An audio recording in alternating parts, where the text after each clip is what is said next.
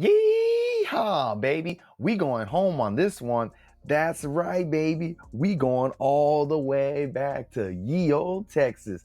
That's what's up, Texas. Holding it down, baby. Woo! Yeah, I'm super excited about this one because we going home to my home state of Texas. Yeah. What's up, everyone? It's your boy, Matt Diazable, coming at you with the new music review. Thank you for coming on by. I appreciate it. You the best. Yes. So happy. So today I'm checking out the latest release from a band called Tribal Gaze with their latest album called Inveighing Brilliance. If you've never heard of this band, Tribal Gaze, they are, like I said, a Texas band. Woo-woo. They are a Texas death metal band. Specifically, they kind of channel that old 90s death metal. Think like Morbid Angel, Cannibal Corpse, Obituary, stuff like that. If you know those bands, you might find something you enjoy here.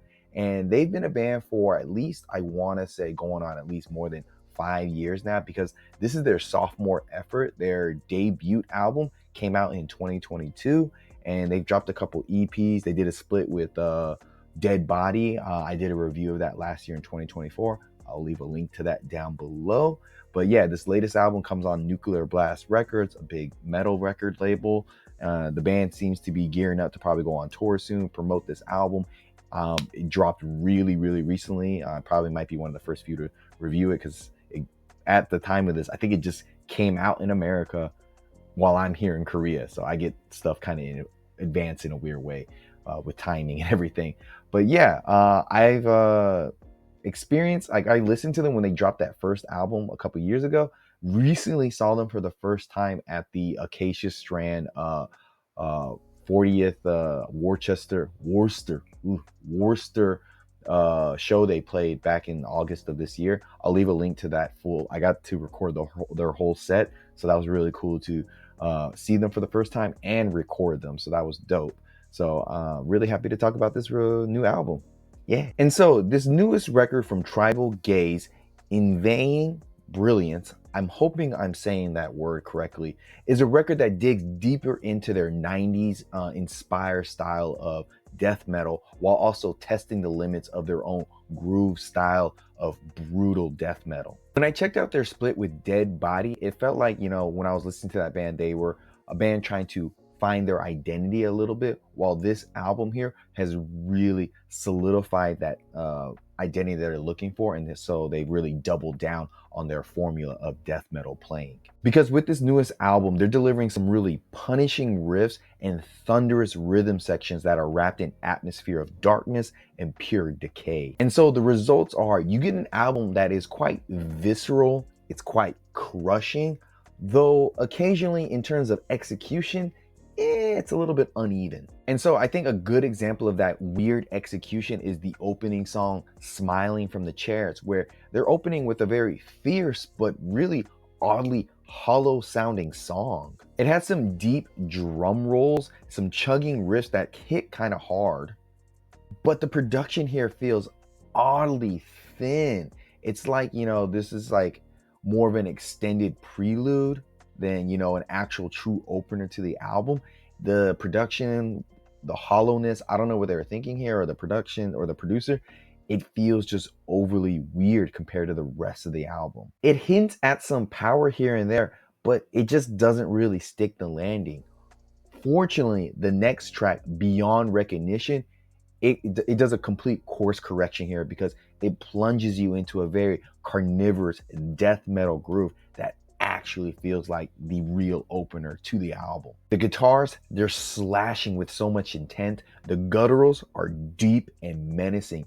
And the drumming, while it is a little bit simple, it locks into a rhythm that just feels primal and satisfying. And the dark, grinding tone of the band's emphasis on groove really give this song a very old school swagger that just perfectly, captures the band's mission statement of death metal that moves as much as it mauls you. And as the album progresses, Tribal Gaze balances their love for mid-tempo weight with bursts of speed and aggression. The song Emptying the Nest embodies this whole push pull as the riffs kind of swing between, headbangy, groovy parts, and then some rigid parts that just feel like they lose some of their momentum. They're a little bit too stiff. Still, I gotta say, when the band does lock in and their chemistry just all kind of clicks, the band can be quite, devastating. The interplay between, the bass playing and the drums really grounds the track, and the vocal delivery here, low, guttural, and just purely commanding. He's projecting quite well. And so by the time you get to the end of the song, you feel like it really cements itself with a lot of emotional heft.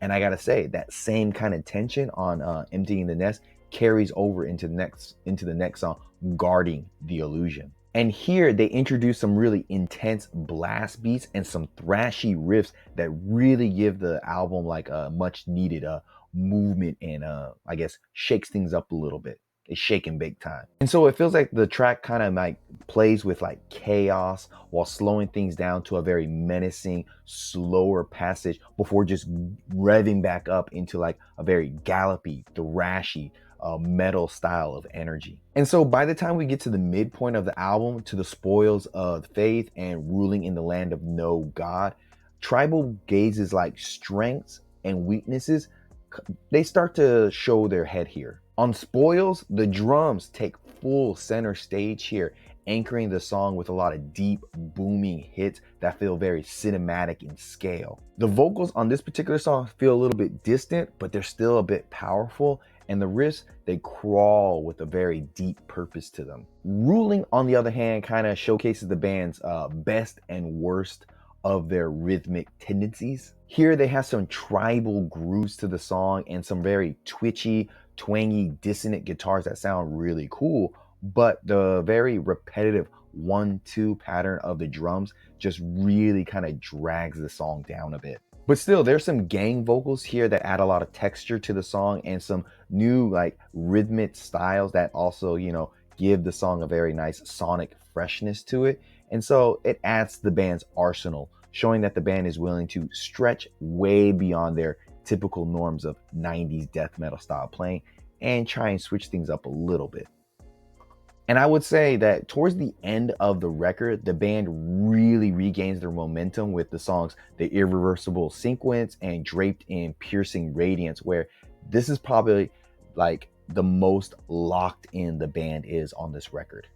The former surges with a lot of dynamic drumming and a little bit more adventurous riffing, scaling a lot up and down the fretboard instead of just staying on one kind of particular chug. So, it adds some nice diversity to the song. While the latter song kind of leans into some hardcore inspired grooves, while also having some eerie guitar solos that really inject a lot of life into the track. And I would say this late in the album is when the energy just really comes together and just sticks around and just stays and feels very powerful. Even when the band kind of stumbles a little bit, like on their disjointed title track, Inveighing Brilliance, which plays more like a lost interlude than an actual like proper interlude, they really recover with explosive conviction on the final song, Lord of Blasphemy. Blasphemy.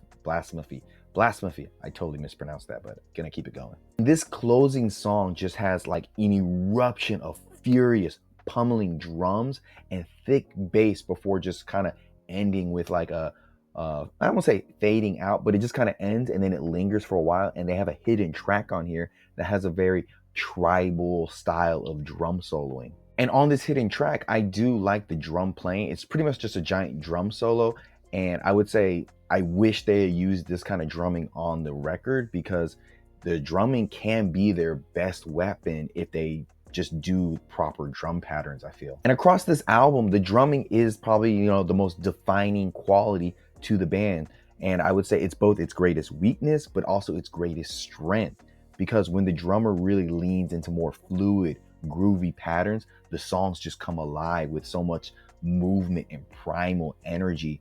But when he like kind of falls back on rigid, mechanical 1-2 beats that I like to say, that, how can I say, like, it's like 1 2 1 2 1 2 1 2. Sorry if I'm not really technical, but it's just it feels like a really simple drum pattern, and so it feels like that spark just really dims. Fortunately, other parts of the band, like the riffs, They are consistently sharp, thick, distorted, and just rooted in so much 90s death metal like lineage.